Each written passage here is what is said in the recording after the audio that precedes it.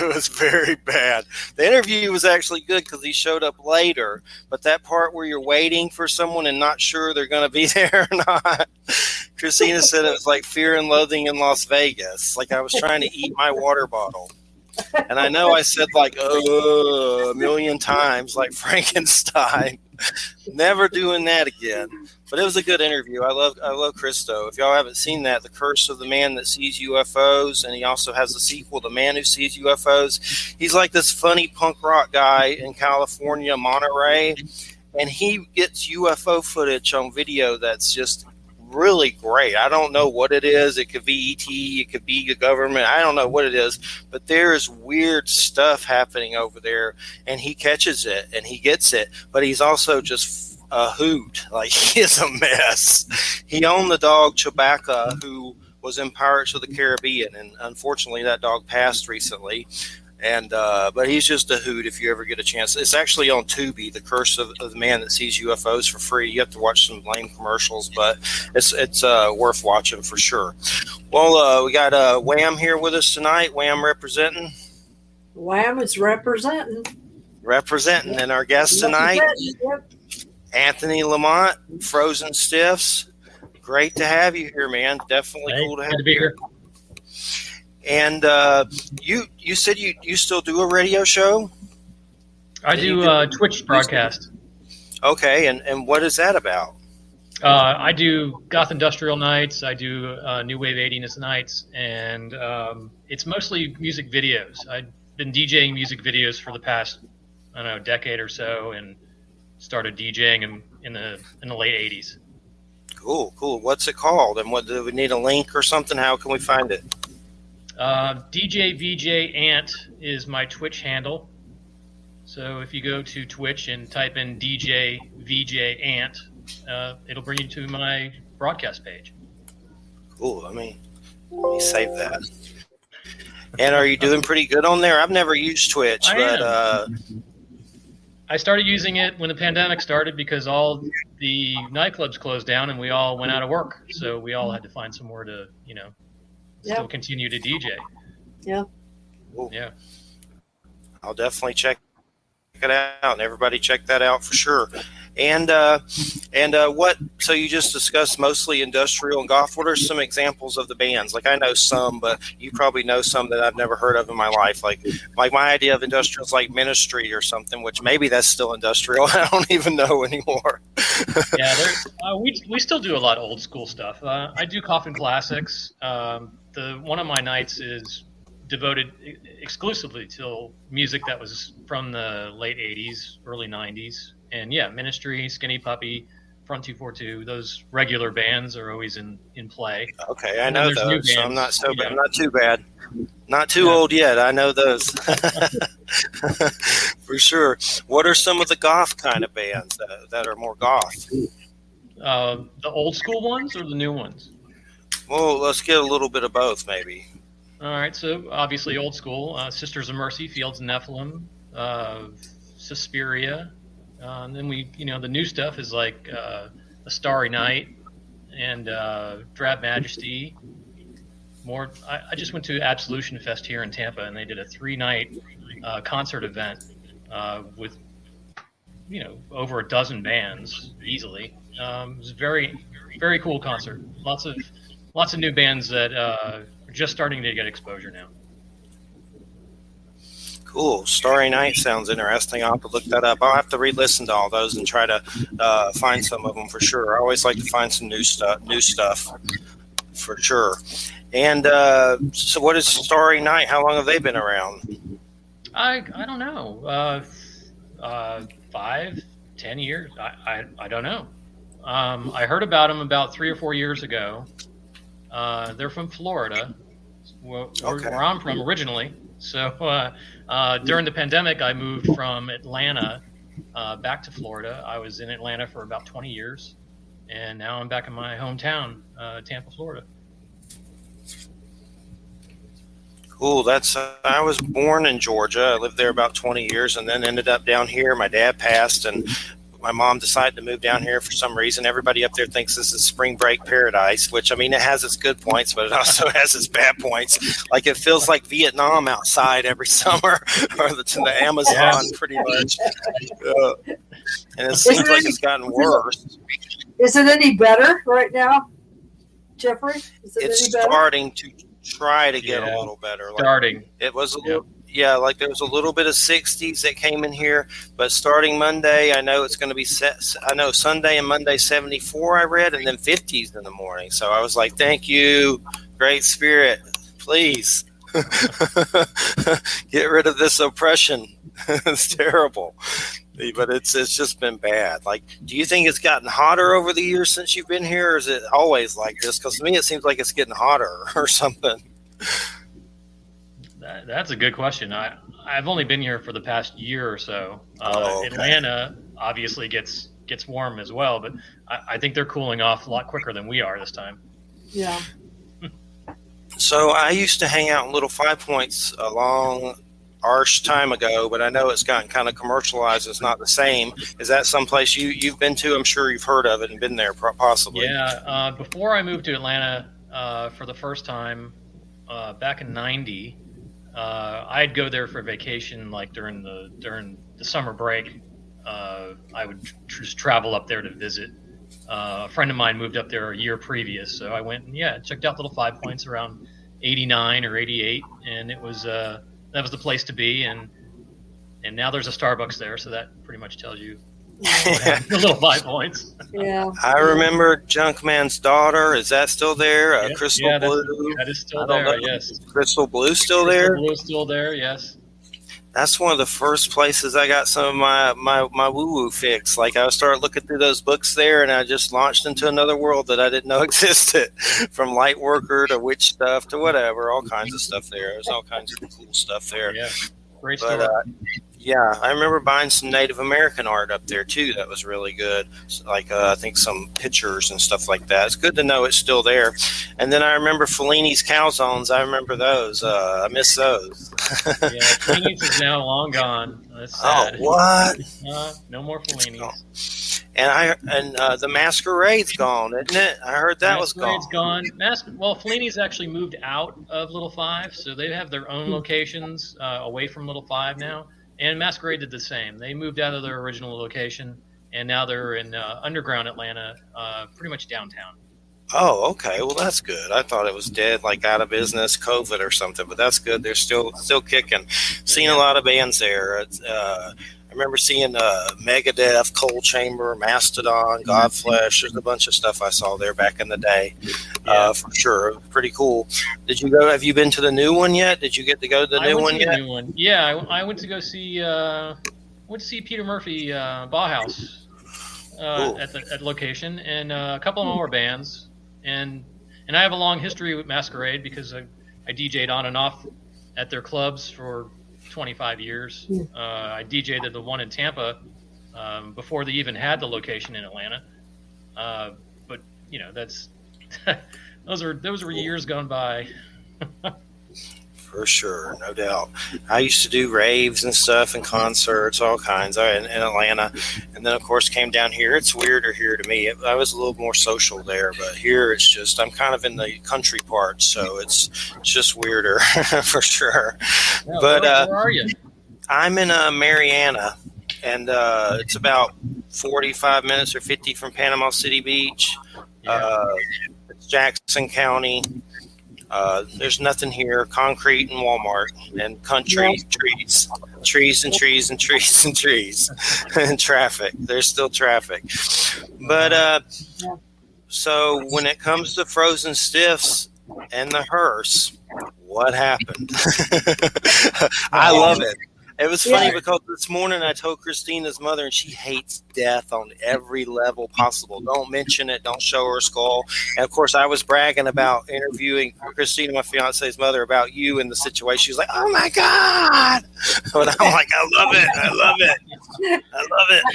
What started this? This idea started a long time ago. I worked for the funeral home in my local area of Holiday, Florida, which is about half an hour from Tampa, on the coast. And the idea came to me when I was I worked for the funeral home for about 2 or 3 years, just as an attendant.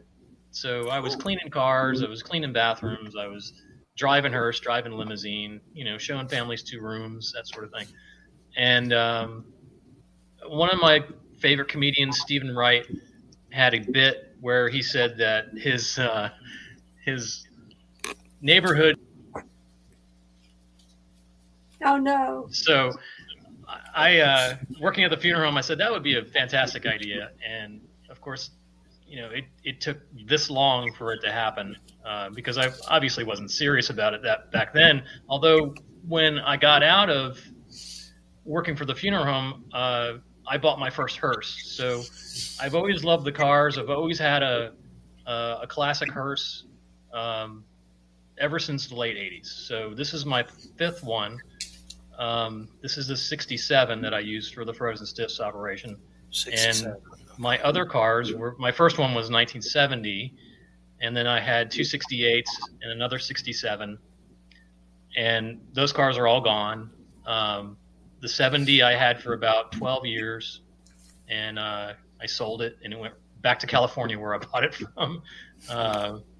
And then I've just had them ever since. And the idea kind of really started happening about 10 years ago when I started to get kind of serious about, well, maybe this is an idea I want to really pursue. I was working for a startup company in Atlanta at the time, and they were going to file for Chapter 13, and there was questionable where am I going to work and what am I going to do next? And I've always been DJing nightclubs since the 80s, and I always enjoyed it. But this is a whole nother avenue that I had thought about for a long time. And it just finally came together, the beginning of this year. I did all the paperwork and figured out how I was going to incorporate the freezers into the casket. And then, everything just kind of happened in the last year to have this come up and running.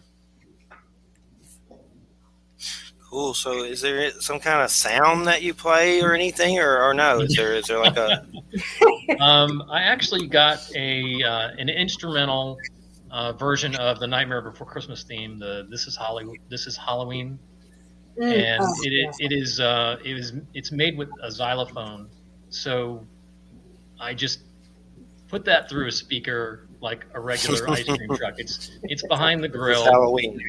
And it does sound like an ice cream truck song. It amazingly enough, because I kind of borrowed it from the internet, I should say. And that's cool. It sounds good though, for sure. And when it comes to customers, I mean, do you deal with a lot of people reacting in odd ways to it, or not, like mothers not wanting their kids to get ice cream because it's a hearse or anything like that? I haven't really come across that yet. I'm expecting it. There are some odd things that happen when people walk by, and not kidding. When I'm at an event where I'm present, people can see me. Obviously, I have the window down so I can serve out the window. But yeah, everyone that walks by always says it out loud. They look at the sign on the side of the car and they always say, "Oh, frozen stiffs." Out loud every time. And they're not talking to me. They're just sometimes they're just talking to themselves. There's nobody with them. But it's funny how they all say it out loud. It's entertaining for me, at least. Well, it's sort of like, it's almost like a triple entendre, I think. It's sort of like, is this ice cream? Is this dirty? Is this porn? Is this haunted? Yeah, I'm sure there's a lot of questions going on in their head, and a lot of people like to look inside. Hey, how do you do that? What are you doing? How do you keep it frozen? So I have people poke their cameras in there and take pictures. I'm like, all right, yeah, you can take pictures. Sometimes I open the door for them to take a look inside. It's entertaining. So do you do your own ice cream products? I mean, do you have your own line, or do you serve? I wanted to do that, but the cost of that is just very prohibitive. Well, that's what I was wanted to get doing. the coffin shaped popsicles, but just to make those is, I have to charge $8 a popsicle to make my money. It's crazy. So yeah, we just do novelties like a regular ice cream truck. Although they are good ones, they're not the cheapies. I do Choco Tacos and stuff like that. Oh, okay, yeah. Okay. I'm just catering try to cater to adults more than children. Right. I haven't even seen an ice cream truck in so long. Like, there's not even trick-or-treaters here, so there's not an ice cream truck. It's weird. But, I mean, I love what you're doing for sure, and I'm sure where you're at is Tampa, right? So you got a pretty big crowds there and everything. Probably more than here for sure. I've lived here for 10 years. I've never seen a trick-or-treater come to my house ever. In 2 different locations, and it's not because I'm weird and creepy. I am weird and creepy, but they're not there at all. Like, they're not even going down the street. There's no. They try to change the day here for Halloween or something weird, so the devil won't get power or something like weird stuff. Yeah. We'll trick him. But what are some of the other ice creams? I mean, Choco Taco. I mean, what else is there? I have Jolly Rancher Bomb Pops. I got the regular drumsticks, ice cream sandwich. Those are the regular things that almost everybody carries. There's an Oreo dip, like vanilla treat. I'm trying to look for more things that are unique, but really the distribution centers they don't carry anything else. I tried to look for Halloween themed ice creams, and no one produces that, even during the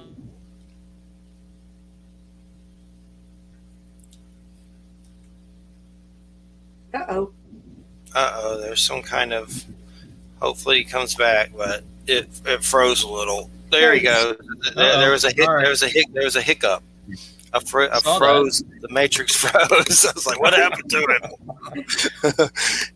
The ghost is there.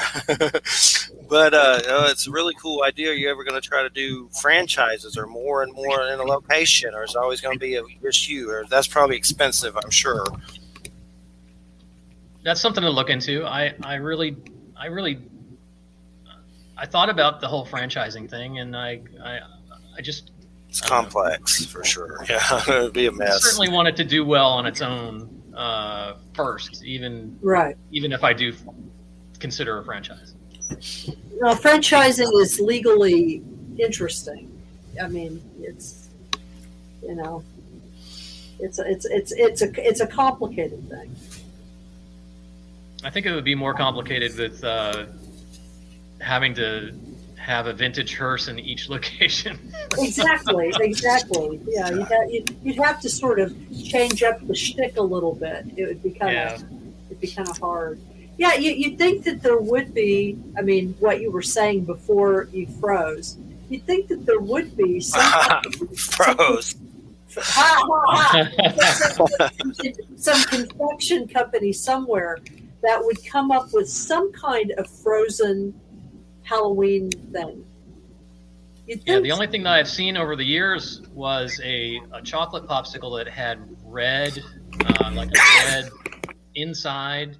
They call it like some kind of Dracula popsicle. Oh. And I was like, those are really cool. And of course, they don't make them anymore, so you can't get them anywhere. Yeah, it just seems to me like it would really be if somebody wanted to try something like that. To no, I'm not saying you, but I'm just talking in general. There would seem to be like a great audience for it. Because people are trying to do. There are lots of people that are trying to do the Halloween creepy thing all year round if they can get away with it. You know what I mean? And they should. And they should. No, I'm not disagreeing with that at all. Yes.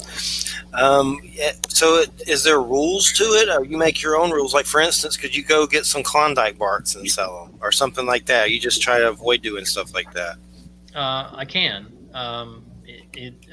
Actually, it's odd because the distributions for ice cream right now they're actually kind of pricey, and going to a place like Costco or even a regular supermarket, the prices are sometimes cheaper to get them at just a regular consumer outlet than getting it from my distributor. It's really odd.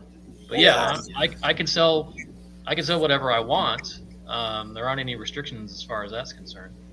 I figured not, but me and Christina went to one of those Halloween spirit stores in Tallahassee. I've never been in one of those. It's like a giant, I guess it's just there for the month, and it was fun, but there was a lot of killer clowns from outer space stuff and a big giant killer clown from outer space thing making noise and stuff like that. But it was fun, a lot of costumes and props and stuff, but I had never been into one. It was just a whole giant store filled with that stuff. And I guess they just come in for the month and then after that leave. Like, I mean, I guess there's no point leaving it there all the time. It probably wouldn't do as good. I don't know, but it was still neat to go to for sure. What are you going to be doing Halloween night? Are you going to be working or are you going to be doing music stuff? I've got on Halloween proper, which is Sunday, I've got 2 gigs. The first one is out in hold on. I haven't been here in a while. So Florida is kind of new to me, even though I lived here for so long. It's up by Wiregrass. It's a 2-day food truck rally where they're trying to break the most amount of food trucks in one location for the world's record. Now they currently hold the record. I think the record is 150 something trucks in one location, and so they're trying to do it again this year, and they're combining it with an event that's family friendly with kids. So I'm hoping to do actually pretty well at that event. I'm guessing I'm going to be the only ice creamers there. Yeah, that's pretty cool though. All these food trucks in one location. What's it called? Is it called something in particular? It's in Tampa. Yes, it's in Tampa. Actually, I don't know what the name of it is. It's really got a really long name. If you find it or something, let me know. But it's no big deal. But well, hey, do you remember in Georgia? I remember this hearse, and I've always wanted a hearse. I just never got around to it. I don't know if they're hard. Probably hard. They seem hard to find to me. They may not be to someone like you. But as far as I remember, this particular hearse in Georgia, and it had Nosferatu on it. You ever see that one by chance when you were there? It was a hearse that drove around, had a big Nosferatu on it, and it's pretty cool. But I remember it. I haven't seen that one. I'm surprised I haven't seen it. And I've seen it in like Clayton County and stuff. It may be gone now. I mean, it was a long time ago, but I remember it. I'll never forget it because I collect little weird Nosferatu things, like little weird figures. You'd be surprised the weird little statues and figures and stuff you can find in Nosferatu. There's weird stuff, really, really strange things. But it had Nosferatu painted on it. And as far as hearses go, do you think they're easy to find? Is it kind of like a needle in a haystack? They're out there. I think the avenues to find them are a little hard to. I think that's the hardest thing to do is try to find where you can get connected to the people that know where they are. Yeah. And the guys that have the good cars, the good classic vintage ones are the Professional Car Society. They're the ones that have all the ambulance and hearses and limousines. Professional Car Society. I'll have to look that up for sure. So do they maintain the parts and everything that are going to be needed to repair them? And yeah, the PCS is dedicated to the preservation and the history of professional cars, which includes limousines, hearses, and ambulances. And they're like a network of where to get parts and who to contact for rebuilds and where to get entire cars. They're a really good resource for that sort of thing. That's amazing. It's definitely interesting. Do they have like car shows with just hearses or like a mixture of things? Have you ever done anything like that? The PCS has an annual international meet. I think they get about 60 to 80 professional cars in one location, and they're usually up north. So I've never been to one. I've just seen pictures. Yeah, I've never been to one either, but it'd be cool. Just hearses everywhere for sure. Yeah. No doubt. They choose a new city every year. They choose a new city, and it's always up north. They never have them in the south. Nice. So when it comes to the funeral home and all this death, first off, I can't remember if I asked you just an inbox or if I don't remember, but have you had any paranormal stuff come up ever? Working at the funeral home, I never did. I was expecting it, and never a one thing. The only thing that ever came close was when I was in New Mexico for a year, and New Mexico was one day near sunset, and there was the unidentified object in the sky, and it's early 2000s, maybe 2002, and people didn't really have cell phones yet. They weren't that prevalent, and people aren't walking around with their cameras. So when you see something in the sky, it was really hard to document, especially when we saw it when we were out on the road. So it would be different if we were at home. We could actually get a camera or something to actually record it, get some footage, but not a chance. It just was there, and then it wasn't. Yeah. When you see one, you usually don't have time to get anything for sure. You're usually in awe, and then by then it's gone. So, yeah. I had a weird one recently, and it may have been military. I don't know, but it was a big, weird triangle, and it was way up in space, and it was just really fast, and it was strange, and I won't forget it. I've had a bunch, but that was my latest, and that could have been one of those weird whatever triangle blah blah blahs I don't know that they have, and decloak and uncloak. I don't know what it was, but it was still just bizarre to see it like that for sure in the sky. I know they just shot old William Shatner up in space, and he's coming back. Something about coming catastrophe, and it's pretty weird. Look it up. I don't remember the details, and he was talking about being shot up into space was like death, and seeing the blue planet and everything. You can find a million articles about it, but I was just reading those recently. I wouldn't want to get shot up in space, that's for sure. But I don't know I guess that Bezos guy went with him. I don't really know if he went with him. I guess so. I don't know, but I like. It's a very elite party. Yeah, elite for sure, for sure, no doubt about it. Yeah, but none of us tiny people on the ground get to go and see. They probably already got a Walmart up there or something. They all can go to when apocalypse happens. They already have a city up there. They all live there, right, and shuttle back and forth. Of course, we'll never go because we don't have the cash. But nonetheless, there's all kinds of weird stuff, conspiracies about breakaway civilizations and other, just all kinds of weird secret space stuff. That's crazy. But as far as what else do you plan to do in the future with Frozen Stiffs? You just kind of like do your own thing? Is there other levels that you're wanting to reach with it? We've been up. Well, I keep on saying we because it sounds better as a company when you say we, but it's really just me. It's the ghost, isn't it? Yeah. But we started about a month and a half ago is our first outing. So for the month and a half that we've been operational, I think we've been doing pretty good. It's mostly private events that we've been booked at. I don't really do just driving down the street like a regular ice cream truck, and we don't just show up randomly somewhere. It's all predetermined, and people kind of seek us out, which is good. Cool. I actually like that. We want to go to a drive-in sometime. There's actually one in Alabama. I don't know. There may be one. I think there's another one in Florida somewhere, but I haven't been in a drive-in forever. That'd be a good place probably to, I don't know how you can arrange that, but that would be some sales for sure. But I know there's one in Alabama, and I think there's one way down in Florida somewhere, but a drive-in. We need more of those, and that's very eclectic for sure. And at some point, we're going to go check it out in Alabama. Hopefully it's not a slasher movie, or something weird there. But it's in Alabama. I think Newton, Alabama. But it'd be cool, too, because I used to go to those all the time when I was a kid. And I remember seeing E.T. and Star Wars and Indiana Jones at a drive-in. The little things in the windows and a blanket outside or whatever. So it'd be good to go to one. Have to see what's playing there, though, because most things just go straight to whatever now so fast. Unless they just play weird old stuff there, but I'd be okay with that as well. No doubt about it.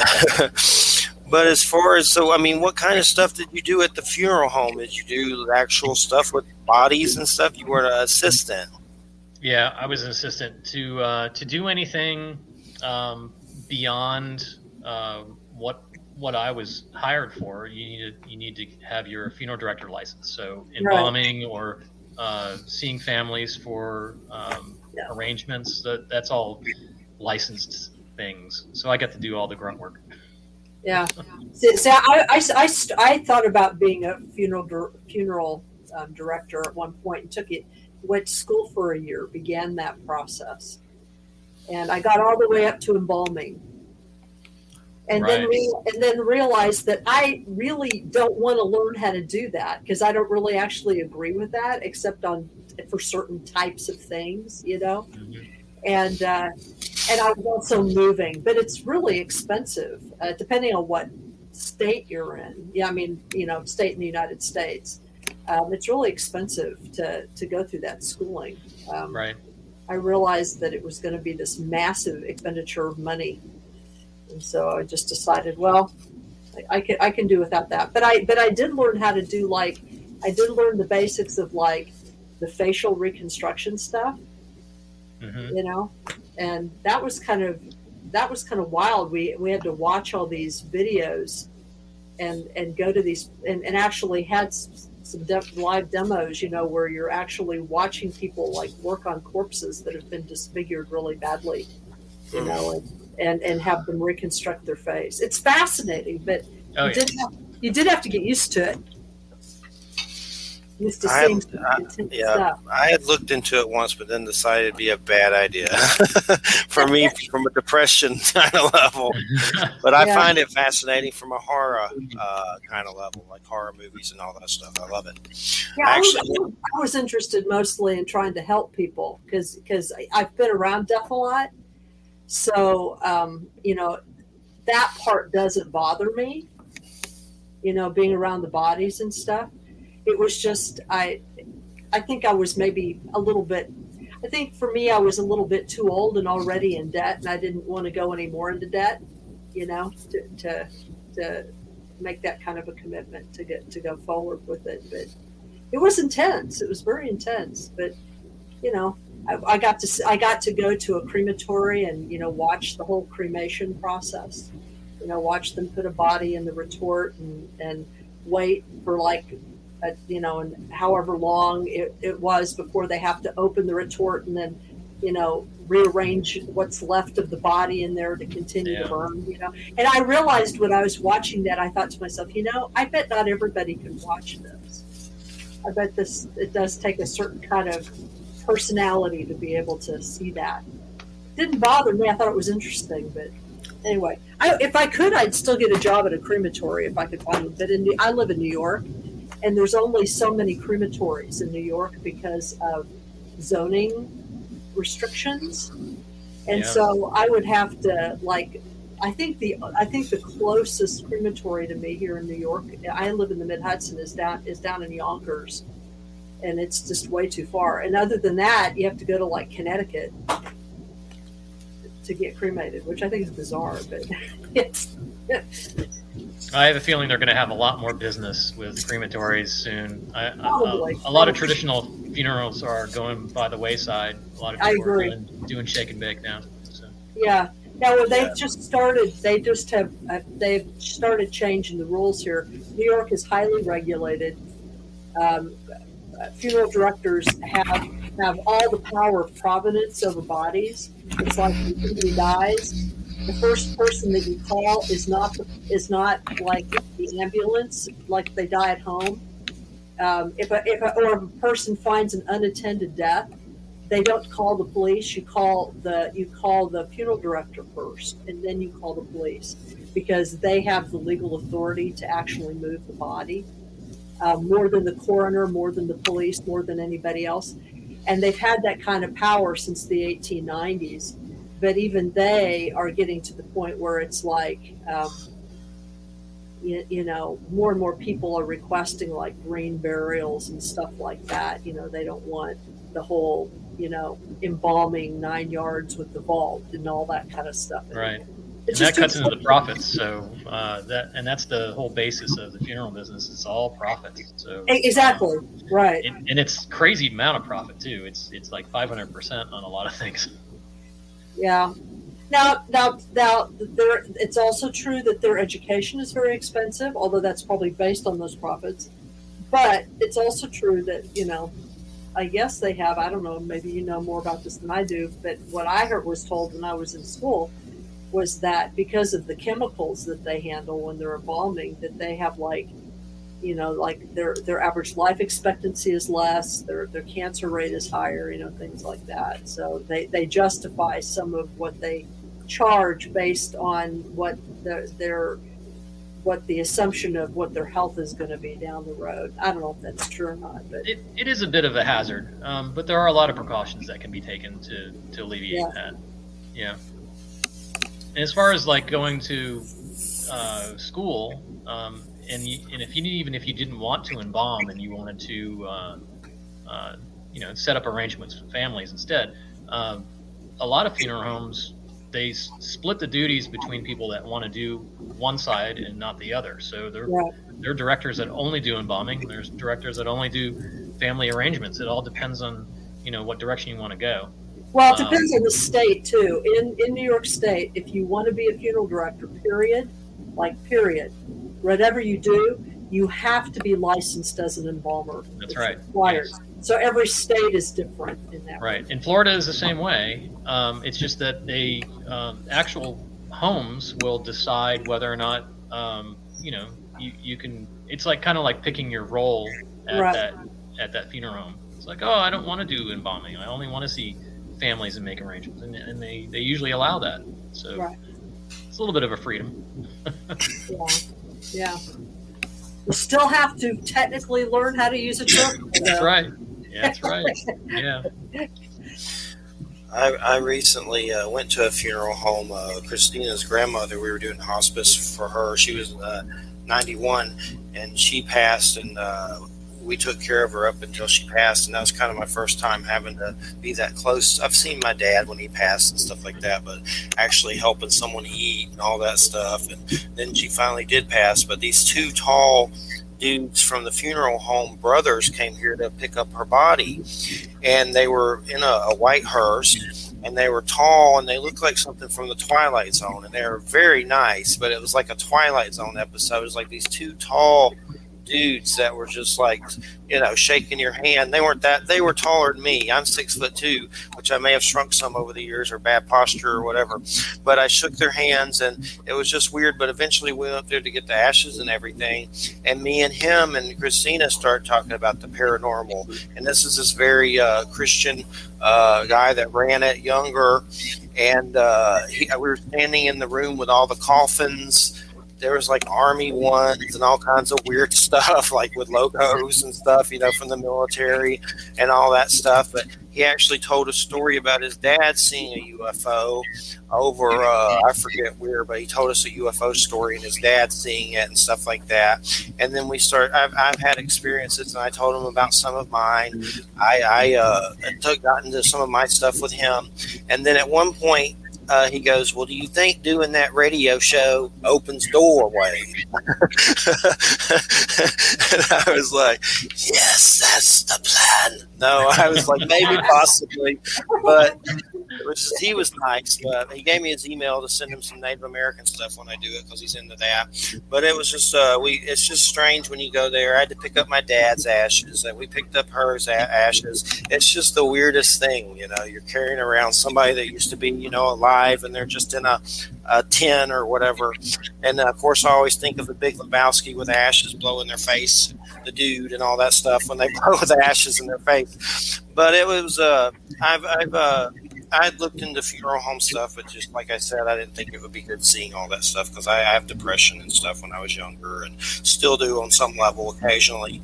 And but it's fascinating because I love horror movies and books and comics or whatever. So from that point of view, it's gold. But once you really get in there with those bodies, it's the reality kicks in. I guess right now, and this is going to be my Geraldo question for you, which I don't even really like Geraldo, but I say that jokingly. With being around this hearse and death all the time and everything, what is your belief? Do you believe there's an afterlife and you're going to carry on, or do you think it's just a void? What do you think? I mean, is that something surely it's crossed your mind? For sure.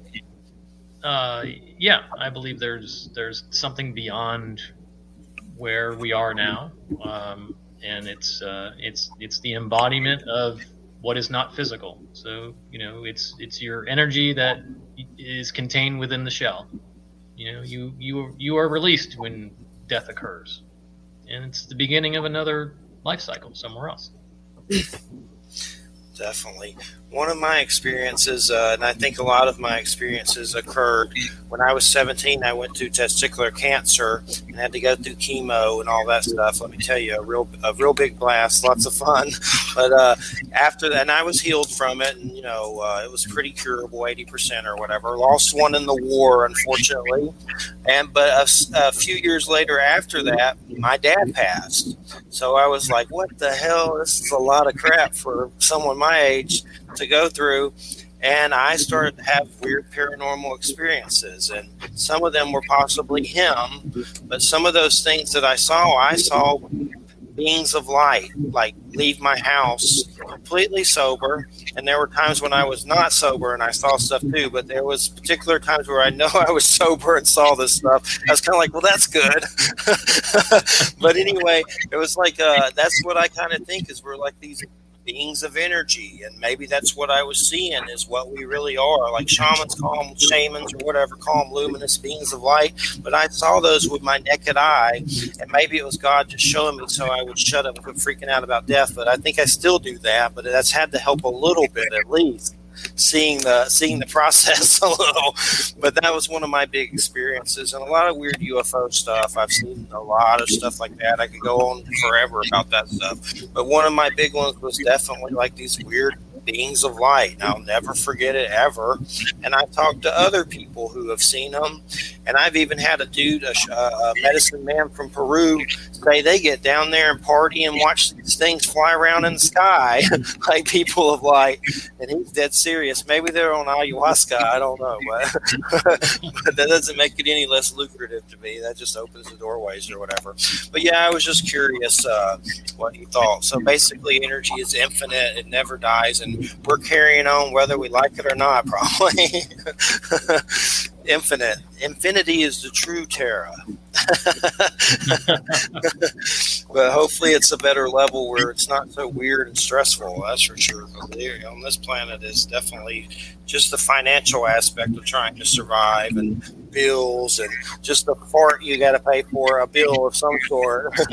And the power bills in Florida just to keep the AC on, man, it's outrageous everywhere. I mean, it's like, I know 400 here. I've heard other people 5 or 6 just doing it normally, trying to stay cool. Of course, I'm sure they hike those up big time as well. But just the day-to-day survival is so stressful. But yeah, I believe that too, very similar to what you think energy carries on. And I think on some level I've got to glance into that to see it. And I think there's kind of like a quantum realm around the earth, and that's where you go. And then I guess maybe they usher you somewhere else to babysit you once after that. I don't know, but I definitely think life carries on for sure. So I guess I've been listening to a lot of weird Halloween like party mix music lately.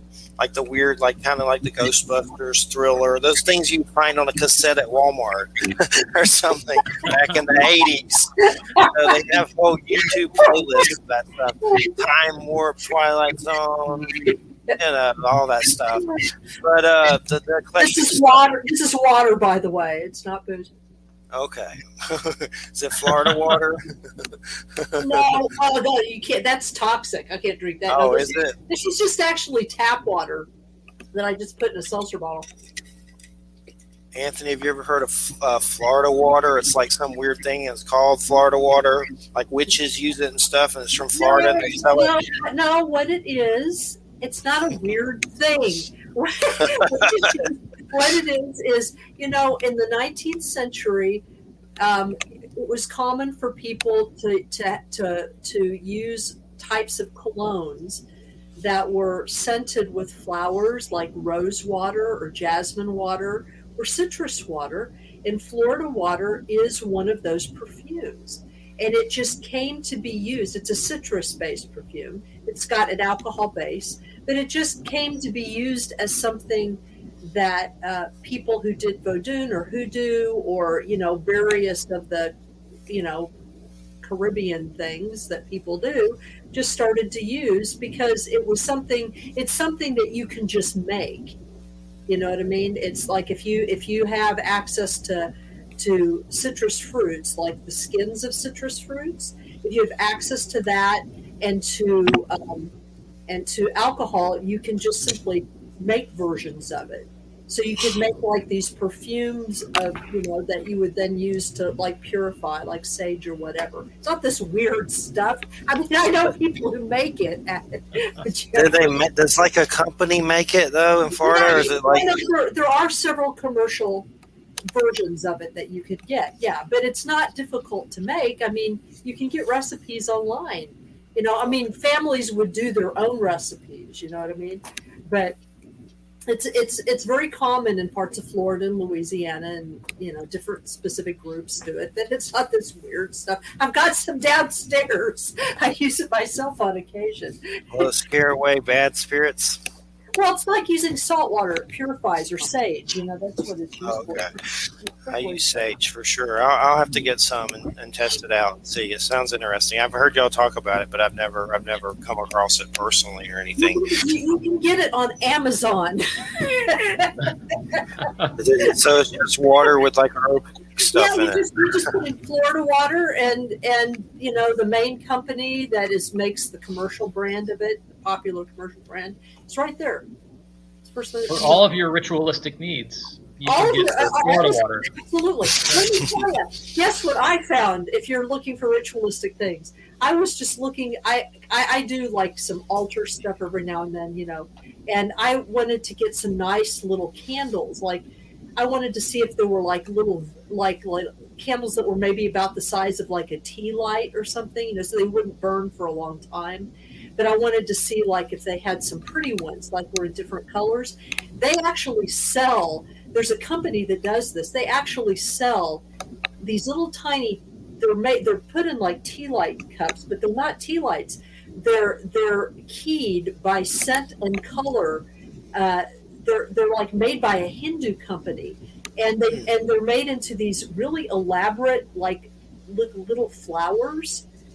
They're like gorgeous. They're beautiful, and you can get like, I don't know, 10 or 12 of them for like, I don't know, $15 or something. And each one of them's like handmade. They're not like molded, but you can get them on Amazon, and they're like made by some Hindu company or something. And they're like these beautiful, and they're for offerings. They're not just votive things. You can use them actually for like offerings to Hindu deities and stuff. And they're just beautiful. I got a bunch. What are they called? Yeah, I'll go get them. I'll show you. Hold on. Okay, that's cool. Just a minute. We've all had weird paranormal stuff. Wham is in Hudson Valley, and she knows a lot of natives up there, and we try to get a lot of natives on talking about that stuff. That's when it gets really weird, but it's good. It's really good when you got the natives talking about Bigfoot and stuff like that. And also down here, up here in the Panhandle, I know Stacy Brown, and hung out with him. He's been on Finding Bigfoot, and him and his dad got some weird thermal vision of something in the woods that seemed like a crazy Neanderthal Bigfoot thing running through the woods, and it was actually looked at by scientists, and they couldn't prove it fake or anything, and they won some money for research. But I've hung out with him before, and there's all kinds of weird stories up here in the Panhandle about supposed Bigfoot sightings, but he actually got one on weird thermal video that's weird. That's very. It looks like something like Predator or something, but it's definitely bizarre. You can go ahead. I don't know if you can see that, but see, this is like in one of those tea light things. Okay. And this is it's like handmade, so it's like molded in there, and it's green, and it's two different types of green and a yellow, and this is like an offering tea light, that you give as like an offering to. I think it's like Lakshmi or something. But anyway, these are just like on Amazon. It's so bizarre. This is like a nice purple rose. I mean, look at that. And they have several different types of these. And the company is kind of like called something like Gosh Navash or something. I can't pronounce it. But anyway, so yeah, you can find all of your ritual needs on Amazon at this time. Absolutely. It's bizarre. I don't know that that's a good thing, but when good botanicas or there we go. Good That's some internet trouble. What's going on? Oh, I had some internet trouble. It Oh. disconnected and it came back. I'm back. When good botanicas or herb shops or witch shops are far from you, you go to Amazon and get your little offering candles. Which one do you send those to? Do you send them to a particular deity? Well, I've been burning these. I've been doing some Venus stuff, so I've been burning some to Lakshmi occasionally, and I've been burning some to Freya occasionally. So what's I just wanted to ask Wham this real quick. What's going on? Mercury retrograde's happening right now. I know Saturn went direct finally. I'm a Capricorn, so I'm glad my planet's not going backwards anymore, but that's good. I think I can look this up, but I don't have it right with me right now. I think that everything has gone direct except Mercury, and I believe Mercury goes direct on Monday, which is I think whatever the 18th is, Monday or Tuesday. I guess I know Saturn was backwards for a while, so I'm glad it's trucking in the right direction now. Because it was gut wrenching. Saturn's always gut wrenching, so the taskmaster. But yeah, Wham's in Hudson Valley, and she worked with a lot of the natives up there, so we get cool crypto stories and cool stuff from up there all the time from her, and a lot of UFO sightings up there on big levels. One of the weirdest things about UFOs lately, Anthony, is I've been into this subject for a long time, and I know she has, but they've been going crazy about it on news stations lately, like Fox. Like, I don't watch Fox, but I'll put UFOs Fox into YouTube just for fun. Do that one night. When you're baked or something, you'll have a glorious time watching those guys freaking out about UFOs. Tucker Carlson, UFOs are in the sky. Marco Rubio, like they're freaking out about UFOs. It's beautiful, but they're talking about it everywhere. And then, of course, the Pentagon's been releasing weird UFO videos, so that makes it even weirder. Like, I don't trust them. Like, it's like, what are they up to? But it's definitely gotten into it's always been a hot subject, but lately it's been more hot for sure and weird. So, yeah, that's what I do, like UFOs, CNN, UFOs, Fox, UFOs, whatever, and just watch those guys. A lot of them are asses, but it's still fun to watch them freak out about it. But the big worry is it's foreign nations pretending to be aliens, or they have the tech or whatever. It's definitely crazy. Rubio down here, which I don't really keep up with politics that much anymore. I hate them all. But he was trying to get the Congress to come clean about them all and stuff, and has been freaking out down here from Florida about UFOs and going before Congress and sending, whatever they do about UFOs. It's all amusing for sure. Like a Twilight Zone episode for sure, no doubt about it. Yeah, but depending on, these mainstream media outlets are all, doing that UFO story a couple months ago, and you wonder if you're ever going to get the real story behind anything. Oh yeah, are they just saying what they want to be sensationalized and get more ratings, or are they actually believing what they're saying? Yeah. It's well, with the media outlet, it's almost impossible to say. I mean, and what's weird about it is that for those of us who've studied this for decades, I'm like on my fourth decade or something studying this. What's weird to me is like these stories will come out, and you'll see this footage or whatever.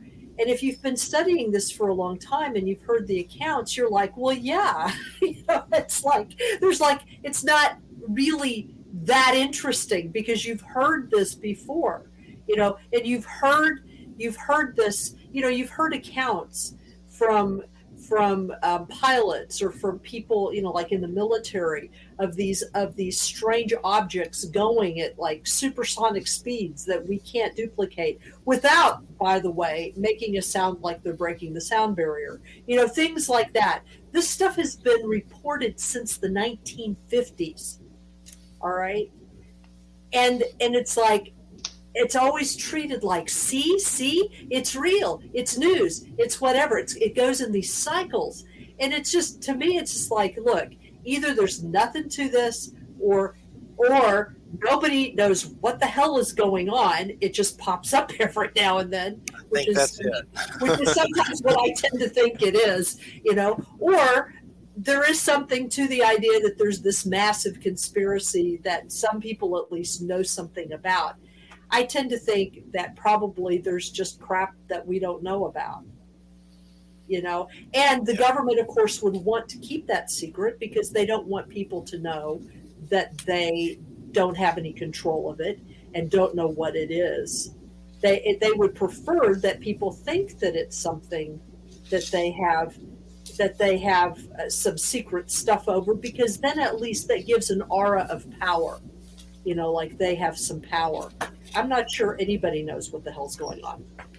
Well, I know a lot of people don't like Greer, and I'm not really saying I like him, but Stephen Greer, I know he did some documentary, basically. I didn't watch it, but from the description, this is what I gathered, alluding that a lot of foreign nations have this tech that's similar, maybe not like advanced as some of the weirder stuff they're seeing, but they have weird stuff, and basically they're hiding it. And there's kind of like an illusion over it. And they do have that stuff.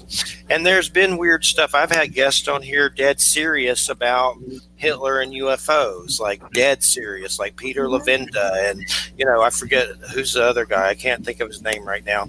But there's another one. But now I'm thinking of, oh, no, the mini pig is awoken. Please. Anthony, would you like a mini pig?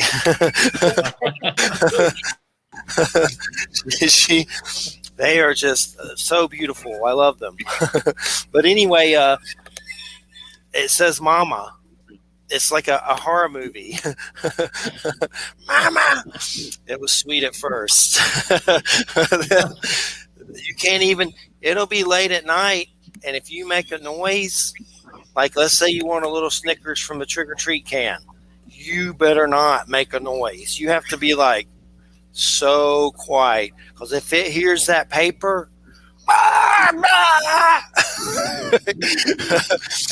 here it is. Here, we'll show it to you.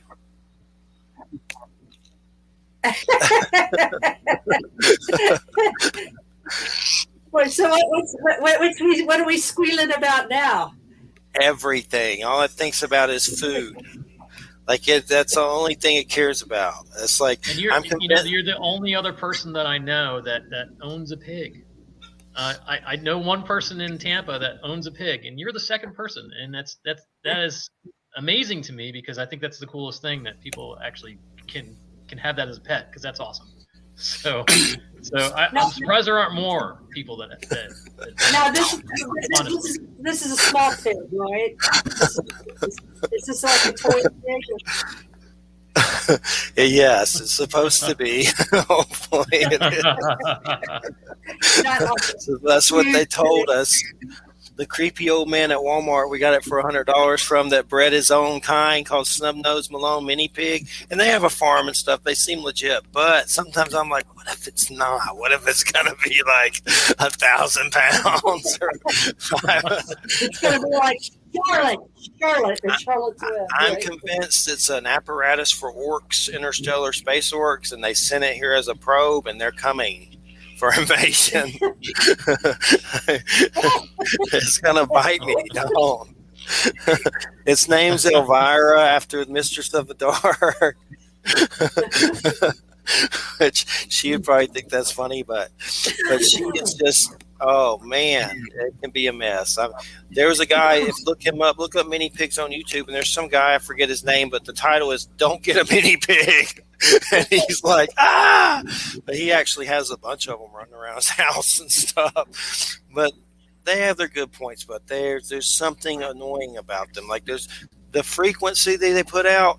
Like I've been having some blood pressure stuff, and I swear when it starts screaming, I will get a headache and it make my angina. Like I have to be like, there's something about the psionic death frequency of food lust that they put out. We're going to get something to put it outside more that's safe with a hood, not leave it out there all the time, but when it's driving us crazy. But definitely. So does your friend like his mini pig, or? Yeah, they do. And they've had it for a long time. I'm not sure how many years, but several. Yeah. And yeah, This one's young. This one's young, so hopefully it grows up or whatever and grows out of some of this stuff. But the dogs, it drives the dogs crazy because it's always looking for food or looking for a teat or whatever on the dog, and it's not there. So that's always a mess. But yeah, you see a guy on the corner at Walmart with a mini pig, run. We have their number still. We may call them like, you want it back. No, we've had those discussions. We're trying to get through it, but it has been a little hard. Like the pee on the floor thing, that will drive anyone insane. And it won't poop inside at all. It'll always go outside to poop, but for some reason it will sneak a pee sometimes, and that's enough to just make you nuts. So hopefully it gets better with that. It has a box and everything, but I swear to God, it'll do the pee thing to get back at you because you didn't give it a Dorito or something or whatever. It's like, cats do that. They do the revenge pee too. It is like, I also do the revenge, hairball hacking on your stuff. That they do that too. It is a revenge pig. It likes to plot revenge. So, Anthony, when it comes to, are you into horror and stuff, like movies and all that stuff? Is that something you're into, the genre? I'm not a huge horror fan. I mean, I love the classics. I guess my classics when I grew up during the 70s and 80s. What are some of those? Hellraiser is one of my favorites. Cool. I don't really like slasher films. I like things with a little more storyline.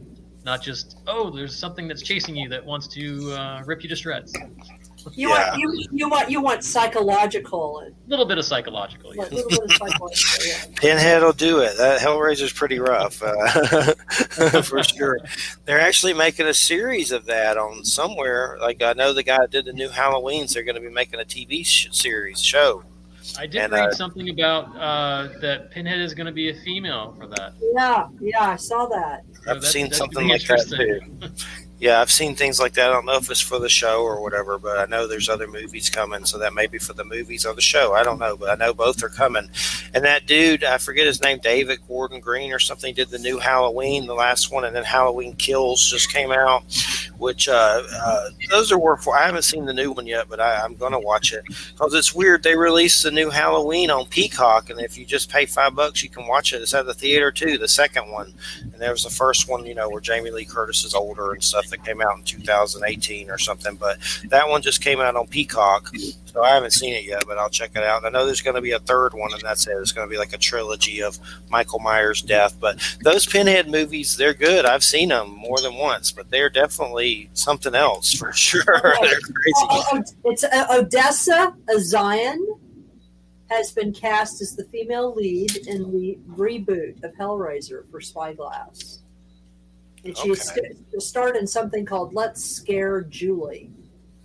And okay, here it is. It's in the upcoming Hellraiser reboot in the works at Spyglass Media, which is not to be confused with the Hellraiser series in the works at HBO.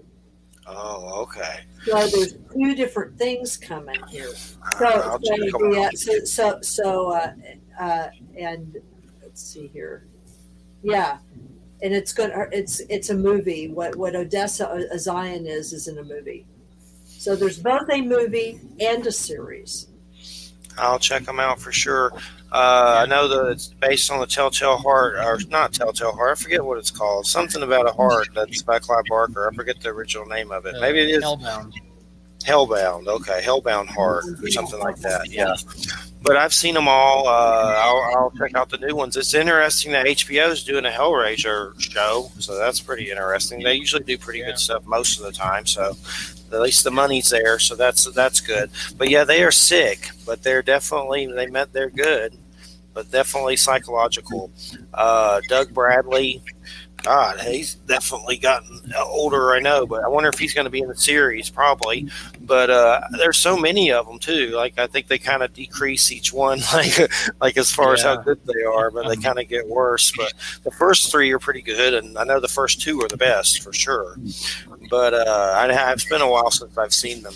But they're definitely gut wrenching for sure, no doubt about it. But some definite twisted stuff. Christina hasn't seen Hellraiser, and I'm like, "Are you sure you want to do this?" We'll do it for sure, no doubt about it. I'm looking forward to Dune, Dune. That's coming on HBO Max soon and the theaters. So hopefully it does well at the theaters, because I know that same dude, Denis Villeneuve, he did that Blade Runner sequel that was actually really good, but I think it flopped at the box office. So didn't really guarantee much more of those, but that Dune is coming out in this October, and he's a good filmmaker. I forget what else he did, but I know he did. The Blade Runner, and there's some other stuff that I forget the name of it, but I'll check out Dune as well. I noticed Elvira's back on. I didn't know she's on Netflix and Shudder now. Like she does hosting and stuff. I'll have to check those out.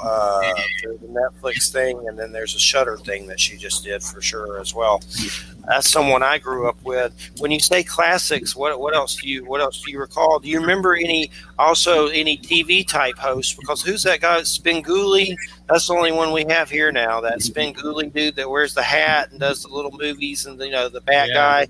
I had Elvira and then him.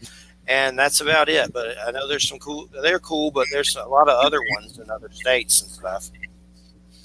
Those television. The classic here from the 70s in Tampa was Dr. Paul Bearer, and he passed away.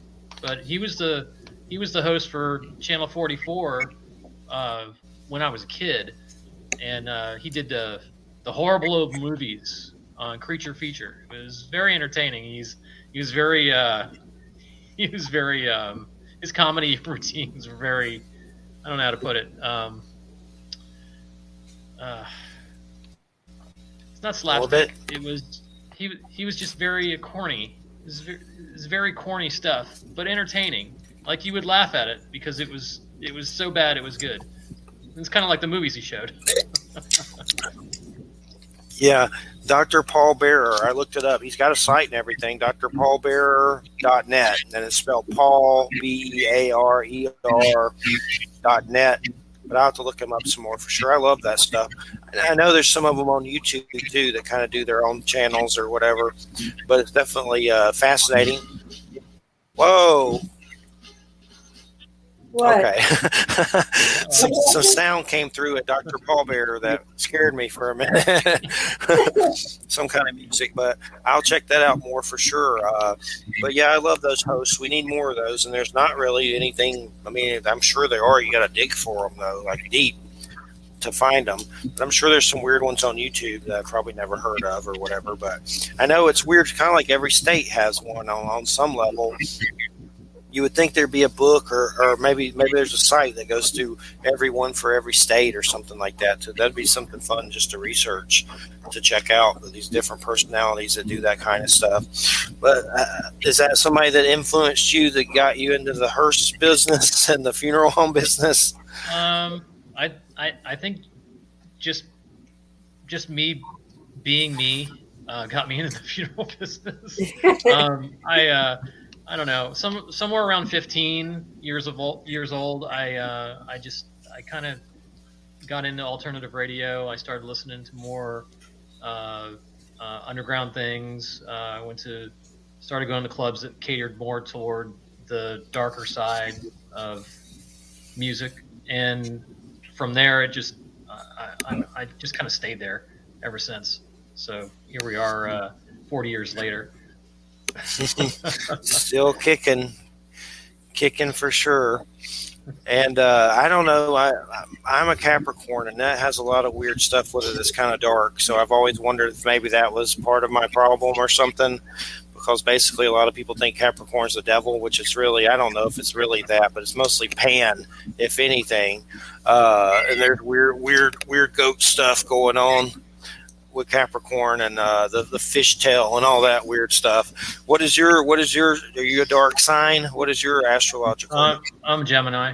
Gemini. Oh, so Jekyll and Hyde. I see. Late at night with the hearse. Well, he's got this pleasant, affable face, but there's this whole other side. Like, So mild mannered during the day. Yeah. Yeah, Yeah. exactly. Yeah. Gemini's interesting for sure. And what was yours again, William? I know I've asked you before. I'm a Leo, but only kind of. Okay. It's mostly Leo. my hair. The rest of my chart is in Taurus and Capricorn. Okay. So I'm I've got sorry. a big Capricorn thing too. So how did you go about making a coffin into a freezer? I mean, how does that work? Is that something you had to design personally, or is that something you ordered? I wanted to order it custom from a freezer company that builds nothing but freezers. But their lead time was, months and months and months out. I probably still would have been waiting for it now. So I went another route, and I bought a casket wholesale from Texas, and then I designed the interior. And took out what was in there to begin with, and did some welding, and then built a frame, and then dropped some freezers into it. So Cool. it was a lot more cost effective doing it that way. Although I did want to go with a company that actually made freezers for ice cream trucks, but like I said, the lead time for my specs would have been months and months out, so I didn't want to wait. And a lot more expensive, probably. A lot. I got people asking, "Oh, is that a real casket in there?" And I was like, "Yeah, I bought it new. It's seafoam green." Oh yeah. It was the last one they had. They didn't have any more seafoam greens. They were like, "Oh, this is the last. Oh, we're trying to get rid of this one." I'm like, "I'm sure you are." Is it an adult casket? I mean, that's a big casket, right? It fits back. Yeah, it's a hearse, so it fits. Yeah, and the whole thing is a freezer. No, I took out the bed, and then I did some welding to the frame that supports the bed inside. And the bed is on each side has a lowering device. There's one lowering device on each side, so you can raise or lower the foot or the head depending on how big the person is that you're going to have for the viewing. So what I did is I just took all the bedding out and left the frame, and then dropped it down to the level I needed, and then built a wood frame on top of that steel frame. And then I used some plywood to actually frame the freezers that I bought that are placed inside of the casket. So there's one in the head and there's one in the foot. And surrounding that, there would have been just empty space. So what I did is I just cut plywood with a hole the size of the freezer, and I covered it with some faux leather with the diamond stitching, and dropped it on there, and it looks very customized. People are like, "Where did you get that done?" I was like, "I did it in my garage." So Cool. What kind of tunes do you got in there? Like music stuff, equipment? The car it only has AM FM. There's no the car is completely original. I don't have anything altered on the vehicle at all. There's nothing that's bolted to it or changed or modified. The car could go back into service tomorrow at a funeral. It's a 67 Hearse ambulance combination car. So the seats on the back for the attendants that would help the ambulance patient fold into the floor so you can put the casket in without any obstruction. There's also a siren behind the grill. It's very loud. That use it a couple times to get people to wake up at a red light. But it's a car that just doesn't. They just don't. They stopped making them in the mid '70s because of regulations. They don't have Hearse ambulance combination cars anymore. And the reason they made them to begin with was because funeral homes were allowed to run an ambulance service out of the funeral home because the hospitals didn't have an ambulance service. So you could get an ambulance from the hospital, but for quicker service, a funeral home might be a lot closer to you, and they ran their own service. Regulations put an end to that in the mid '70s, so they stopped making combination cars. So you don't see ambulance hearses anymore, and that's one of the reasons my car looks odd. People look at it, oh, well, did you put the seats in the back, or what? Why are they there? And there's all kinds of questions, and I usually wind up going through a whole spiel about Hearse ambulance combination cars and why they're non-existent anymore. What company built them? Or there are several. My favorite is Superior, and I have owned nothing but Superior built coaches. But there's S&S and there's Miller Meteor. Those are the three predominant coach builders, and a lot of them were based out of Ohio. okay.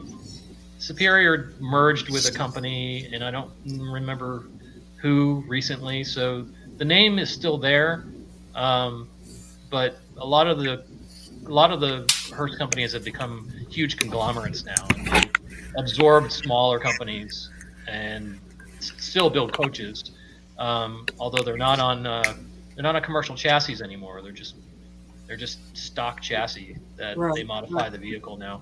I think they've gone back to commercial glass, and I think they're extending the bodies once again, just in the last couple of years. So a lot is going on with the way they build hearses again. They really downsized in the late 70s, and they haven't changed much except for body style in the last 20, 30 years.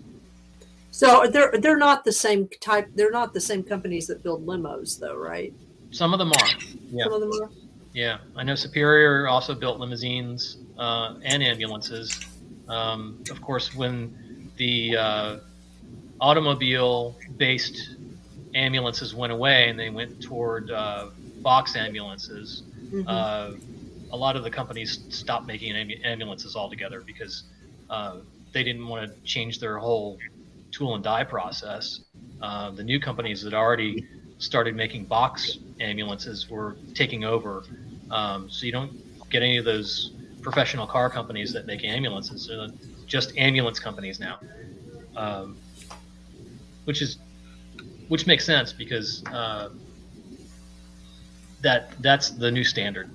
Right. The automobile ambulances are just gone the wayside in the 70s. It's interesting. It's like a whole area of automotive stuff that nobody really thinks about very much. Yeah, and the amazing thing about hearses is they're all hand built. So you usually can't exchange anything beyond the front firewall all the way to the rear of the car with a standard vehicle, even if it's the same type. So most of them are Cadillac based. You still can't take a door panel off of one and put it on a hearse because they're made specifically for the hearse. Right. Most of that body work is all custom done at the coach builder. That is interesting. That is interesting. So people with hearses their cars are more special than they really think. And based on what you've told me, what you told us, it kind of sounds like it's it's sort of a community of people that deal specifically with these kinds of vehicles, in the sense that, they're specialty vehicles, so only certain organizations or businesses will want them anyway. Right. Yeah. So It's kind of like trying to find the salt and pepper shaker collectors. I mean, it's a unique niche thing. So nobody's going to know anything about that kind of product unless they're into it. And and the same thing goes with hearses or anything else that people collect. Yeah, that's interesting. Definitely fascinating. And what are some of the companies? I know she asked you, but Cadillac, obviously, you said Superior. What were some of the other ones? Cadillac is usually the car that is the base for the coach companies to get to start the process of customizing it for their hearses. So the companies that I grew up with were Superior, S&S, and Miller Meteor. Those are the three biggest. Eureka went out of business, I believe, in the late 60s, but they did some really pretty coaches. They were really nice. I can remember those. I can remember because I lived in the South for a while when I was young, and I can remember. I can see in my mind's eye the back of one of those vehicles, and it would say Eureka on the back. It had like this ornament on the back Yes. that said that. And I can see it in my mind's eye. They are very classic looking. When I think of Hearse, I think of them as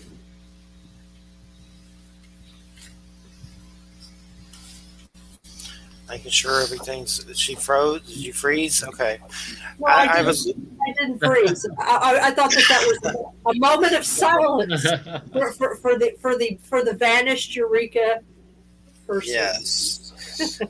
I know. I was looking up for that Nosferatu hearse in Georgia. Nothing came up, but a band called Nosferatu came up. Are you familiar with that band? I've heard of them, a little bit of it, but Yeah. A band called Nosferatu. Yeah. Goth rock. Nosferatu. Yes.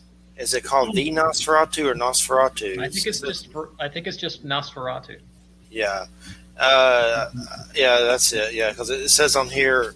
Yeah, at first it says the, but then it says called Nosferatu. But yeah, Vlad Janisic. I'll have to listen to him more. I know I've listened to him before, but I definitely need to check it out more because I have a Nosferatu fetish for some weird reason. But I just had pulled up the site looking for that hearse, but I couldn't find anything with that hearse for Nosferatu. Who knows if it's even around anymore? It's so long, a long time ago, a real long time ago. I don't even remember how long. It was so long ago.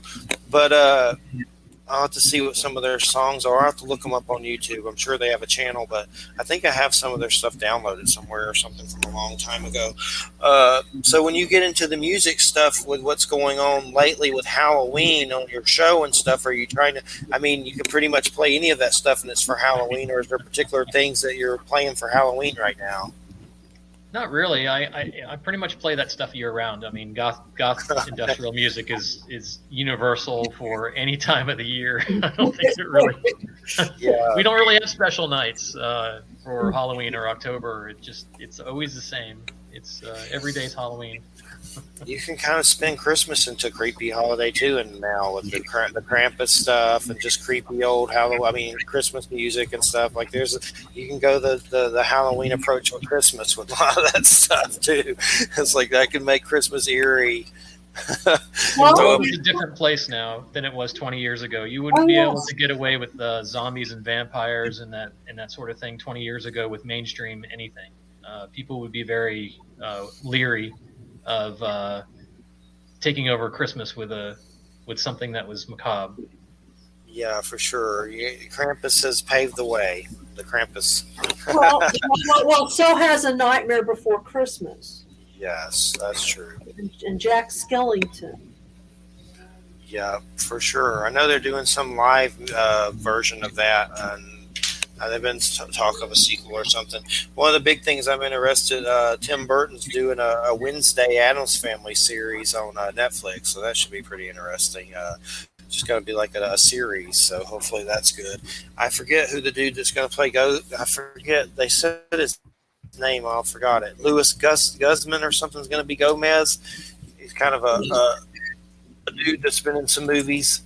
But he's going to be Gomez. Louis Guzman. He's Puerto Rican. He's going to be Gomez. I forget who's going to be the other one, but should be interesting. It's Tim Burton, so we'll see what's up for sure. Louis Guzman, and I'm trying to. Okay, industrial is 9 Inch Nails industrial. That's industrial, isn't it? Yeah, it's acceptable, of course. Yeah, but it's kind of are they considered mainstream kind of now, or not really, yes. Or they are? Yeah. Okay. That was kind of my. I remember Pretty Hate Machine during chemo. That was a good soundtrack for chemotherapy. Pretty Hate Machine back in the day. And for some weird reason, he's bald on that CD cover with a bald head. So I was like, hey, this is for me. Pretty Hate Machine. But yeah, he doesn't really put out that. There's some things that have come out, but it's more like soundtracks and stuff. So they haven't really put out much. But what are some other bands that you could recommend that are some of your favorites? I know you said some earlier, but is there industrial? I mean, is there any you could think of off the cuff? Something new, something old. Just favorites. New. Or new, favorites, or old, new, old. I'll open up YouTube so I can find them and subscribe. One of the newest bands that I like a lot is called Actors, and they're out of Canada. They're kind of like a post-punk new wave sound. But the classics, I always like the classics. Knights of Reb, Skinny Puppy, Front 242, Frontline Assembly, sort of industrial bands. And then the goth side, March Violets, Sisters of Mercy, Damned, goes way back. Just goes on and on and on. I have a very eclectic list of bands I like. I bet there's a bunch. There's a commercial. Trying to save an Actor's song so I can find it later. I'll have to listen to the rest again later. Oh my gosh! Is there a commercial? Yeah, that's our new commercial for YouTube, man. It'll drive you nuts with commercials. All right, it's gone. Let's not do that anymore. I know Twitch was originally for games, right? And then it's kind of evolved into everything, didn't it? Yeah, a lot of DJs on there now. I play exclusive music videos on my channel. I don't do any audio only. So you'll always see a music video with what I play. Oh, cool. I know. And I saw Bernie. As far as actors go, yeah, look up Actors. The track is called "Love You More," and "You" is spelled with just the letter U. And the video is a zombie wandering through town. It's very it goes along with the song really well. So I saved it. I'll save it. I'll check it out for sure. Actors sounds good. I know. I was surprised. I was for Bernie. Of course, he didn't win, which he's probably better off not winning, so he doesn't have to kill people in war and damn his soul or whatever. But he had a Twitch channel. I was like, okay, I guess it's for more than video games now. Yeah. But as far as what is your listenership like? Have you got to a sponsorship level? I've read a little bit about that. It's kind of interesting how that works out. But have you got to a level like that yet? There, I have, but I haven't actually become an affiliate. I actually don't want to become an affiliate. I don't like the idea that you have to advertise, that someone has to put a commercial on your channel. And I just do it because not only do I love to DJ, but I want to give my patrons the option of whether or not they want to, donate. You can listen for free. You can donate. The choice is yours. But for the affiliate program, I just thought it was kind of a downer that not only do you get commercials, but you pay per month, whatever, to have access to your channel, not to get them. So if you don't sign up for affiliate at all, you don't get any commercials, period. So I just figure I'd go that route. Do you do it with other people? I love Twitch. I think Twitch is pretty awesome. I have almost 2,000 followers now, so that helps. Do you do it by yourself, or is there other people with you? Nope, just me. And at the end of my set, I usually send people off to another Twitch station to, expose more people to another DJ. Cool.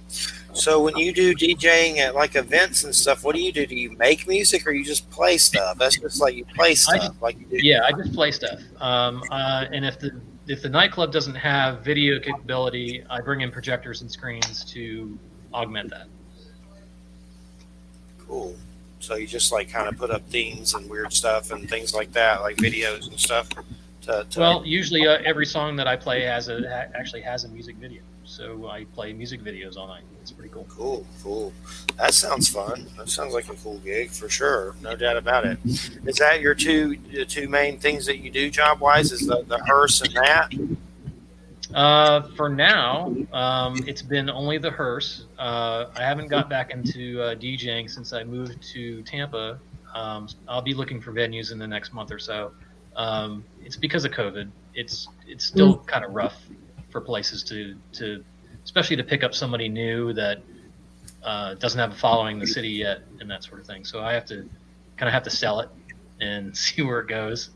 The other avenue that I haven't explored yet for Tampa is I've been a record dealer for a very long time. I started in 1990 selling collectible vinyl, and I still been selling vinyl online, but I need to get back to doing that more in person, record shows, looking into brick and mortar store. So we're gonna see how that pans out. I'm not sure where we're gonna go with that yet, but it's in the works.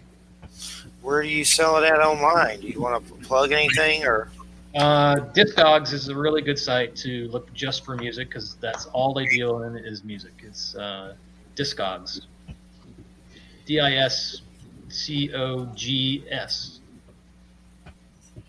DISCOGS. Discogs, yeah. Only does music. They pretty much catalog any music release from any country, and then it's also set up as a sale site. So it's Cool. very interesting.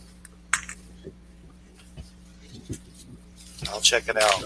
I've gotten back into comics lately, and it's dangerous. So I'm having to be careful. Yes, it is for sure. It's a whole new world. It's like I was going to try to get all the Spawn, which is probably impossible. And then I realized with Spawn, there's like particular issues that the only way you're going to get it is pay $1,000 to get that one particular issue. It's like what? Yeah, exactly.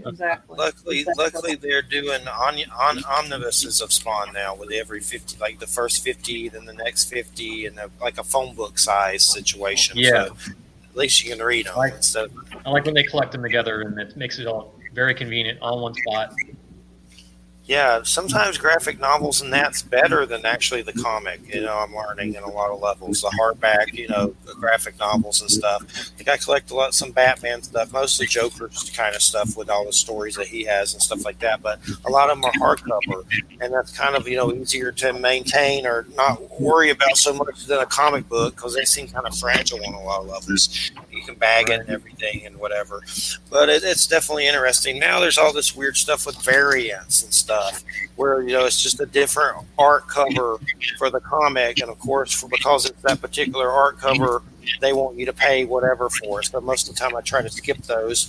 There are some of them that are alluring, but other than that, it's kind of like a gimmick, I guess, that's working, because I hear comic book companies are having to keep up with all those variants, and the ones that are only printed 1,000 times with particular art. It's kind of weird because it's the same comic, it's just a different art on the cover. So it's just, and that's the same thing that happens in the record business. It's same record, different country, different cover, different track listing. I mean, it's the same thing. It's just people are collectors, and they want every version of what they like. Yeah, it's definitely. And then is that something people do with records? Like, let's say it's from Japan, that makes it worth more for some reason, or something like that. Yeah, to the person that is looking for that particular version, yes. Wow. Again, it's a you need to find the person that wants that salt and pepper shaker. So this particular item, yeah, it's finding the person that wants to buy it is the challenge. But yeah. Once you do that, it's easy to make a sale. I saw a sad Rob Zombie story about one of the Ramones that he was friends with, and he bought a Wolfman French poster from him or something. But I forget, it wasn't Joey, it was another one, I believe. But anyway, the guy, the Ramone was a collector, and Rob Zombie said that he was collecting up to the day he died. And then once he died, I guess Rob Zombie got depressed and stopped collecting for a while, because I guess he realized you're going to croak and you're not taking this stuff with you.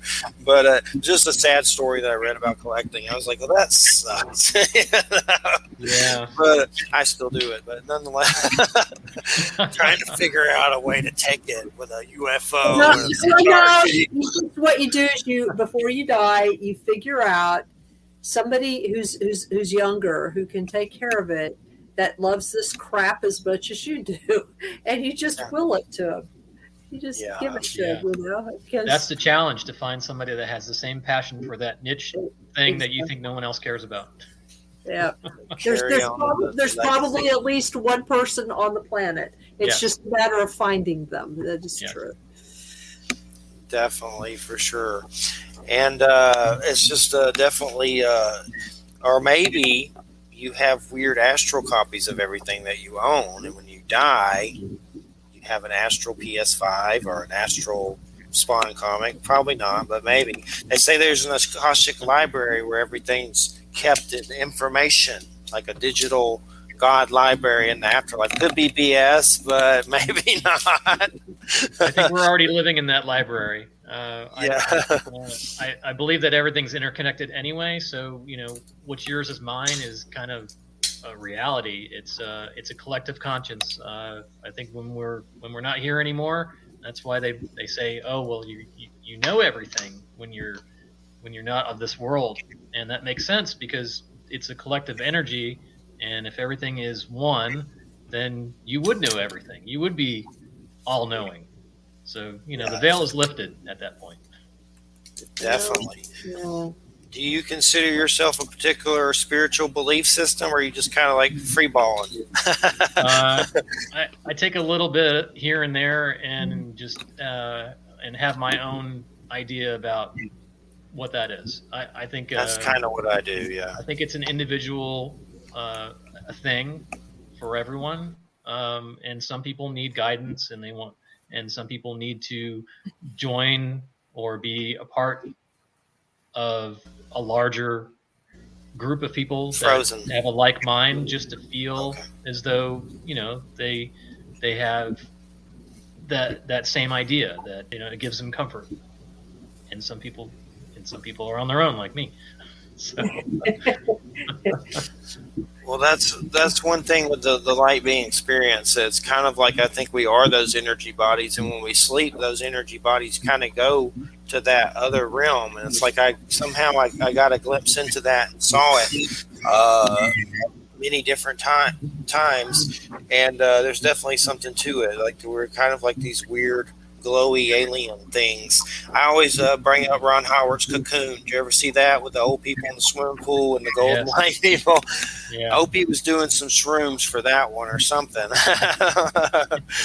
But those are really hard to find on DVD. Like, they're expensive. Like, they didn't release those properly. Like, look on eBay, you'll be like, what? You got to pay that for that? That's crazy. Yeah, I actually did it though, but I had to get I know that's like your favorite movie. That's my go-to. Like all the time. Steve Guttenberg, baby, that's right. John Dennehy. Isn't that his name, John Dennehy? Yeah. He also played Pogo the Clown. It's Brian Dennehy. Brian Dennehy, yeah. He played John Wayne Gacy in a movie. I actually got that, but I haven't watched it yet. It's one of those, like, do I need to watch that? I will eventually, but I'm sure it's creepy as hell. Because I could see him being very creepy, Brian Dennehy, for sure. But in that movie, he's John Wayne Gacy, and on the front, he's dressed up like the clown. And it was on, like, I don't know if it's a TV movie or it's on eBay, but it's definitely. I got it. I haven't watched it yet, but I'm sure it's one of those where you're like, okay, I'm going to watch this eventually, but no, probably not right now, but I will watch it eventually for that story. I know some of that story, and it's crazy as hell for sure. What are some? We got about 11 minutes or so. What are some other classics that you remember? Is there any other ones that you enjoyed when you were growing up? Well, if you want to talk about paranormal. Which seems to be the thing. So, in the 80s, Christopher Walken did a great movie called Communion. Yes. That's a real life account of, I forget, what was his name? Willie Schreiber. I've been in a fight with him, but I love Communion, and I've read those books. That's a but fantastic movie. And those alleged experiences occurred only 35 miles directly to my west. Nice. I live in the same county that they happened in. I love that movie. We watched it not too long ago. When I was younger, I went to a theater with someone and I didn't want to see the movie they were watching. I walked in and it was that movie in the theater. And Christopher, you gonna do what with that part? What are you doing to me? But yeah, and those little dwarfs and stuff. I've read a lot of his books.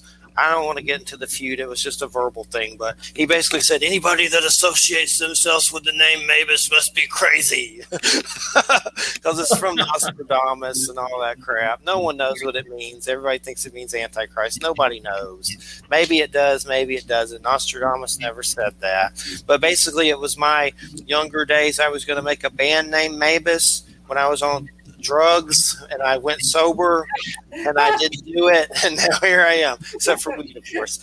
But anyway, with a screaming baby pig. Yeah.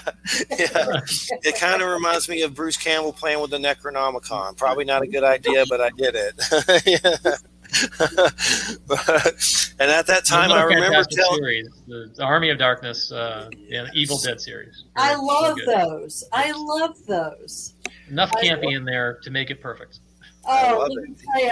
In fact, I was just thinking about Army of Darkness the other night because I have it on DVD and haven't watched it for a long time. It's like, I need to watch this film. I haven't seen it for years. I do too. I love it. It'd be a good Halloween.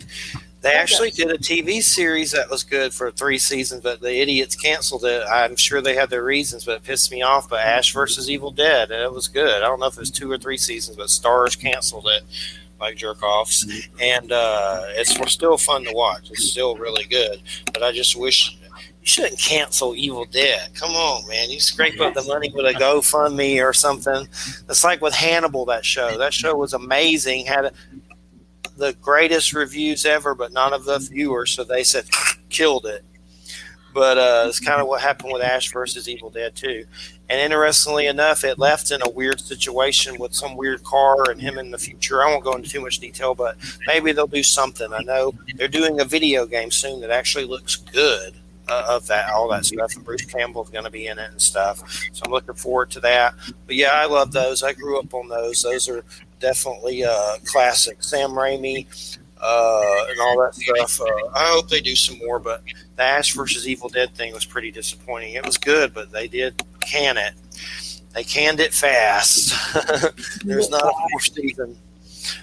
I got to watch the new Chucky series, which started on Sci-Fi. I usually try to avoid Sci-Fi, but they will cancel the crap out of stuff too. So it's like, don't get hooked on it. You're not going to see it probably the rest of it. But the Chucky series started. Another show on Sci-Fi that I absolutely loved, that Resident Alien. That was really good. So I'm hoping that still does. Alan Tudyk's in it. And he's an alien, like a gray alien that takes over a guy's body on Earth, and the gray alien wants to exterminate humanity. But then he's starting to like some of the people that he's hanging out with in the town. That's the doctor. But it's funny. Another good one, Doom Patrol on HBO Max. That's got Alan Tudyk in it, and Timothy Dalton, and Brendan Fraser's comeback show where he's a robot. It's like a crazy DC Comics, crazy mutants that are like, it's weird. Like, it's definitely one of the weirdest superhero situations you'll probably ever see. And there's a blob lady and all kinds of stuff. It's on HBO Max, but Doom, DOOM Patrol. There's actually old comics of that. And it's weird because I was doing research on those comics, and those guys think that the guys that made Doom Patrol think that the X-Men people stole the idea from them, because Doom Patrol originally had the Mad Doctor in a wheelchair, the Psychic Institute before the X-Men, but that stuff, it said it on the Wikipedia. I don't know how true it is or whatever, but it's still a good show regardless. But yeah, the comic thing is definitely dangerous, especially the variants and everything. What with vinyl? What you usually go after, industrial and goth, and that's the kind of music you get with vinyl? My collection's predominantly 80s new wave, so I'm a big electronic new wave fan. So that's new wave electronics. Well, I haven't heard some of that stuff in a while. Is that like Talking Heads or stuff like that? Talking Heads is a little post-punk and guitar-y. I got into stuff like Flock of Seagulls and Depeche Mode, and I was going to say Depeche Mode. Depeche Mode. Anything with more than one keyboard. Yeah. Nice. And what is Flock of Seagulls? I remember them. I remember them, but what is their classification? They're a British new wave band. No way. New Way. Yeah. New Way. Yeah. No one can forget the Iran song. Oh yeah, Iran so far away. Yeah. I'll have to check it out. I've probably heard it. Now, do you do the videos of those too? Because that was sort of that was the classic age of the terrible videos that no one can act, and yes, the golden age of MTV. Well, when they actually did in fact show music videos. Yes, I remember that. There is a classic MTV now where they kind of rehash all that. It's probably not as good as the when it was first out or whatever, but they do have a classic MTV. I haven't watched it in a long time, but that's good they at least did that, because I had seen the normal MTV and I was like, what the hell is this? This is crap. All these weird reality shows. Yes. Some of my big bands are Tool, Typo Negative. I love Nine Inch Nails. I love Rob Zombie, which I guess that's considered mainstream, I guess, still. He actually did a new album that did really good. I was glad, because I know he's had some that didn't do that great, but the last one, the Electric Kool-Aid, whatever, did really good. So that was fun. Of course, now he's doing the Monsters movie, and I'm wondering how in the hell that's going to work out, because he is usually pretty crazy. So he's doing the Monsters. It's like that's going to be, and I heard it may be R, which that would surprise me if he's like a house of 1,000 corpses with it or something. I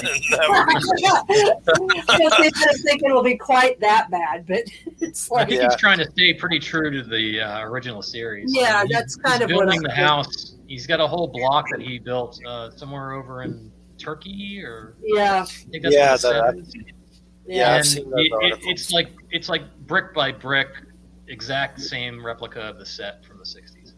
Yeah. And he's going to do the racing and stuff. I'm looking forward to that. I guess it's a movie, I guess. I don't know if it's a movie or a series, but a movie, I think. Well, we got about 4 or 5 minutes. Let's get some links in here, Anthony. First off, I just want to say this has been a great Halloween show. I'm glad this all worked out. I have some other guys coming on next week. John Russell, Riding with Ghosts, like this biker paranormal dude that goes to paranormal places. And then I got a demonologist coming on at the end of the month. But your show with you fit right into Halloween, and I'm glad we scored it for sure. Perfect for this season. Definitely enjoyed it. And have you did many radio interviews at all with your company or about it or anything? No.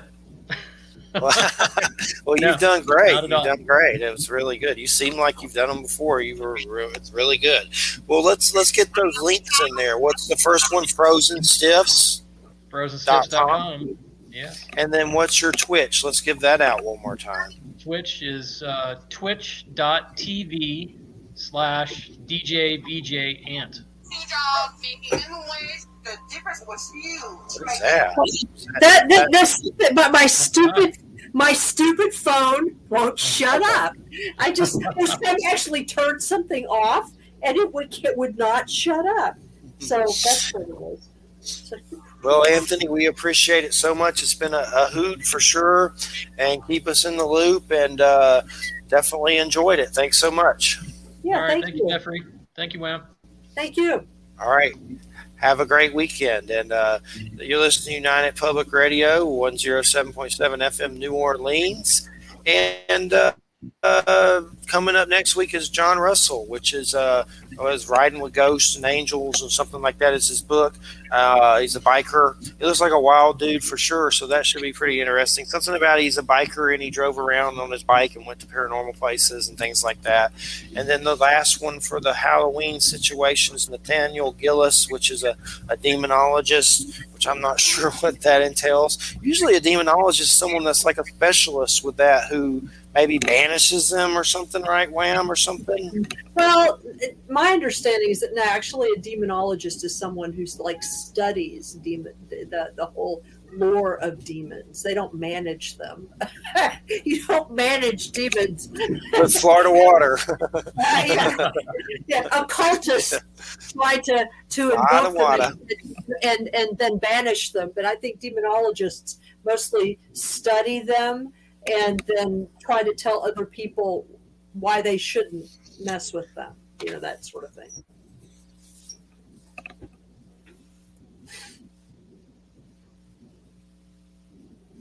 Are we done? Nathaniel Gillis, and I think